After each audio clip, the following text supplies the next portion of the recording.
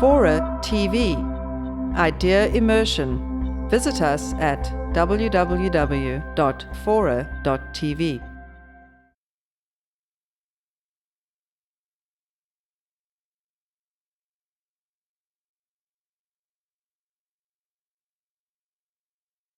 We're very fortunate to live in a moment where the economics of the 21st century lie in the server databases of Google and Yahoo and Netflix and Amazon.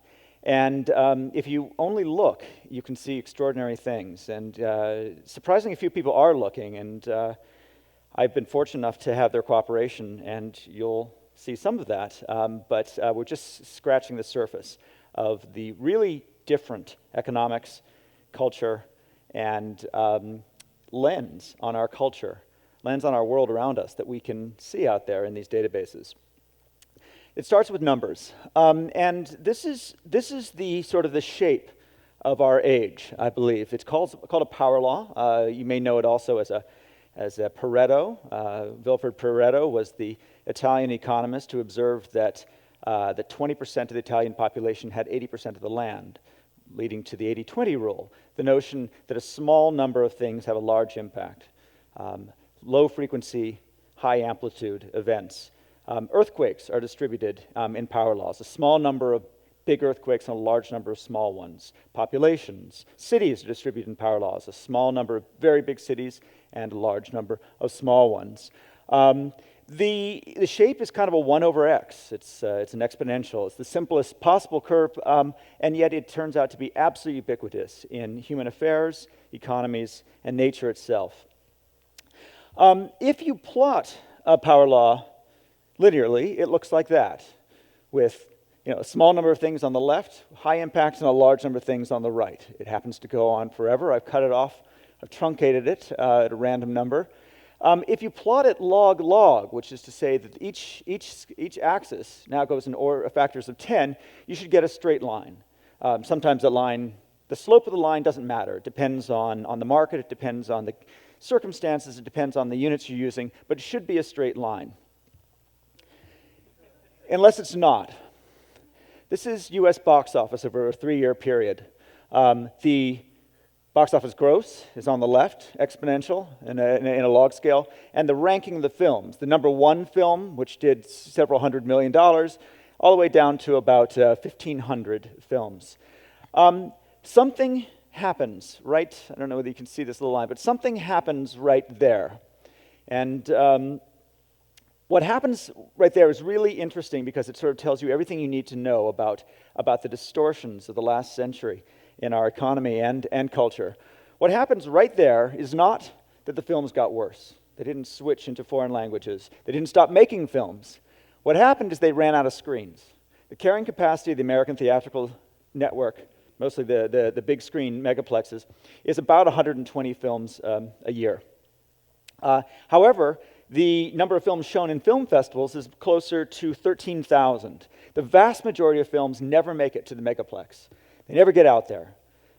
There are not enough screens to show all the films. And so as a result, you end up with this distortion. You end up with the marketplace apparently falling off the cliff.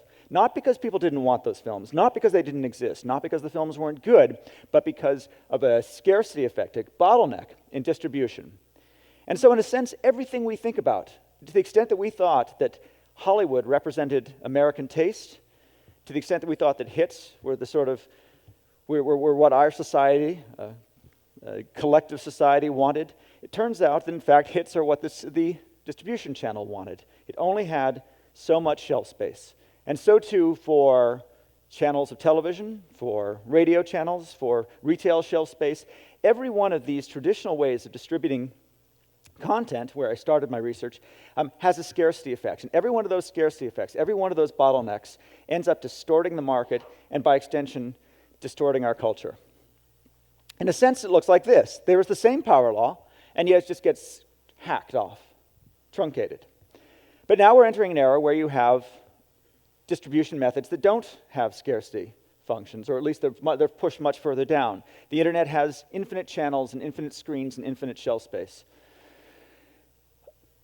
And so what you realize is when you go back to that line, you realize this pink bit right here is the latent market that we were missing before because we couldn't reach those products, because we couldn't connect supply and demand. And that right there is the market we're just now starting to explore, and it turns out to be remarkably large. Here's some actual data from Rhapsody, which is a subscription online music service. It benefits from unlimited shelf space. What you have here in the red part is the albums and songs that are available in Walmart, which is America's largest CD retailer. It has about 4,500 albums in the average Walmart. So these are the hits, and these are the albums that Walmart has and Rhapsody has. Down here in the yellow, these are the niches. These are the albums, tracks, and other songs that Walmart doesn't carry, but Rhapsody does.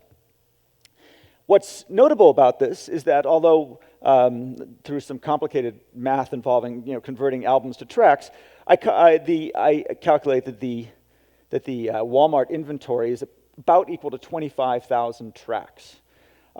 Rhapsody right now carries 1.5 million tracks. iTunes carries about 2 million tracks. The peer-to-peer networks are looking at about 9 million tracks. There's probably 25 million tracks out there somewhere in vinyl, live, remix, all the other songs that are out there and could be and will be brought online.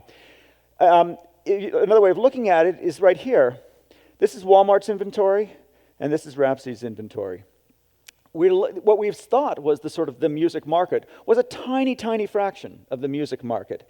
In fact, we're looking at order of magnitude increase in inventory and variety. And so too for DVDs. Blockbusters, the average Blockbuster carries 3,000 DVDs. Netflix is at actually 60,000 right now. Over here at Amazon, the typical Barnes & Noble or Borders carries about 100,000 books. Amazon's now tracking 3.7. There's probably another 6 million books out there. Bring in the networked used book stores, which are now sort of seamlessly integrated into these online marketplaces, and you could be looking at maybe as many as 10 million books in various languages. Extraordinary increase in variety. And what you find is that although the retail channels had assumed that those niche low sellers were insignificant, sub-economic, just not worth carrying. In fact, when you add them all up, those onesies and twosies are starting to amount to significant markets. In music, they are closing in on half the market, is now stuff not sold in Walmart. At Netflix, about a quarter of the market, a quarter of their rentals are things that aren't available in a Blockbuster. At Amazon, it's also about a quarter of the books now sold on Amazon are books that aren't available on a Barnes & Noble or a Borders. All those numbers are growing. It looks like we're trending to an era where about half the market is sold through traditional retail channels, and the other half of the market is only available through these sort of abundant, unlimited channels, such as with online in particular, but also things like the U.S. Mail, another powerful network, as Netflix revealed.